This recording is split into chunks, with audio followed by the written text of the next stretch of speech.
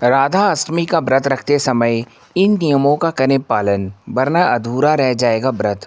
राधा अष्टमी का पर्व हिंदू धर्म में अत्यंत पावन और श्रद्धा से भरा हुआ दिन माना जाता है। ये दिन भगवान श्री कृष्ण की अनन्य भक्त और प्रेम स्वरूपा श्री राधा रानी के जन्मोत्सव के रूप में मनाया जाता है। खासकर ब्रजभूमि, मथुरा और वृंदावन जैसे तीर्थ स्थलों पर इस दिन विशेष उत्सव और झांकियों का आयोजन होता है। श्रद्धालु व्रत रखते हैं, कीर्तन भजन करते हैं और राधा रानी की विधि पूर्वक पूजा कर उनका आशीर्वाद प्राप्त करते हैं।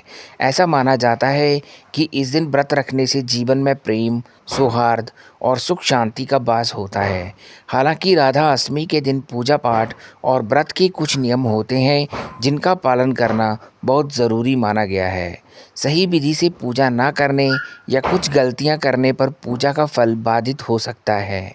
इसलिए इस पावन अवसर पर क्या करना चाहिए और किन बातों से बचना चाहिए, ये जानना आवश्यक है ताकि श्रद्धा के साथ किया गया पूजन पूर्ण फलदायक हो सके।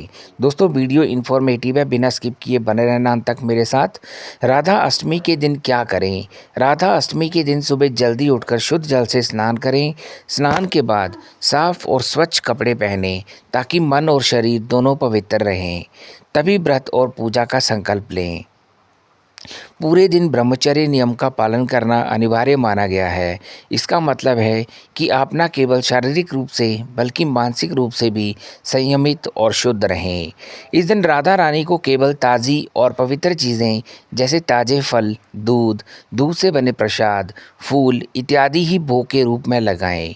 पुरानी या अर्ध पकी हुई चीज़ें अर्पित ना करें। पूजा के बाद राधा अष्टमी व्रत की कथा का पाठ या श्रवण करें।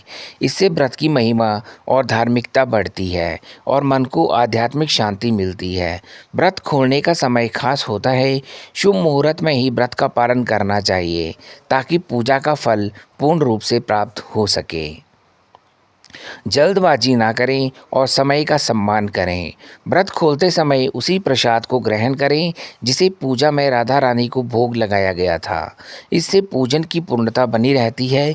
व्रत खोलने से पहले ज़रूरतमंदों को अन्न, वस्त्र या धन का दान करें। इसके अलावा गौ सेवा भी बहुत शुभ मानी जाती है। इससे पुण्य बढ़ता है और व्रत की सफलता सुनिश्चित होती है। पारण करने के बाद घर के बुजुर्गों या वरिष्ठों का आशीर्वाद लेना आवश्यक होता है। उनका आशीर्वाद आपके जीवन में सुख, शांति और समृद्धि लाता है। दोस्तों, चैनल पे नए हैं, अभी तक सब्सक्राइब नहीं किया तो चैनल को सब्सक्राइब करके नोटिफिकेशन बेल आइकन ज़रूर दबाएं। राधा अष्टमी व्रत के दिन क्या ना करें?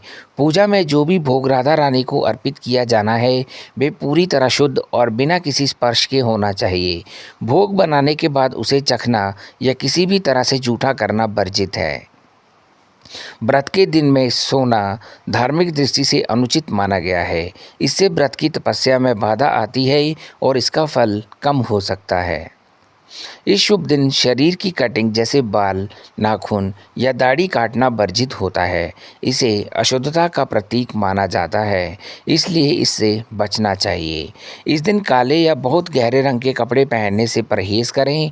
राधा रानी को लाल और पीले रंग अत्यंत प्रिय हैं, इसलिए इन्हीं रंगों के वस्त्र पहनना शुभ माना जाता है। पूजा करते समय महिलाओं को बाल बांधकर रखने चाहिए और सिर को चुनरी से ढकना चाहिए। ये श्रद्धा और शुद्धता का प्रतीक होता है। पुरुषों को भी सिर पर रुमाल या कपड़ा रखना चाहिए। राधा अष्टमी की तिथि के दौरान बाल धोना वर्जित माना जाता है। यदि बाल धोने की आवश्यकता हो तो ये कार्य अष्टमी शुरू होने से पहले कर लेना चाहिए। दोस्तों, बार बार कहता हूँ हमारे चैनल के साथ जुड़े रहिएगा क्योंकि यहाँ पे मिलती हैं आपको इन्फॉर्मेटिव वीडियो सबसे पहले। राधा अष्टमी तिथि भाद्रपद माह के शुक्ल पक्ष की अष्टमी तिथि आरंभ 30 अगस्त रात्रि 10:46 से।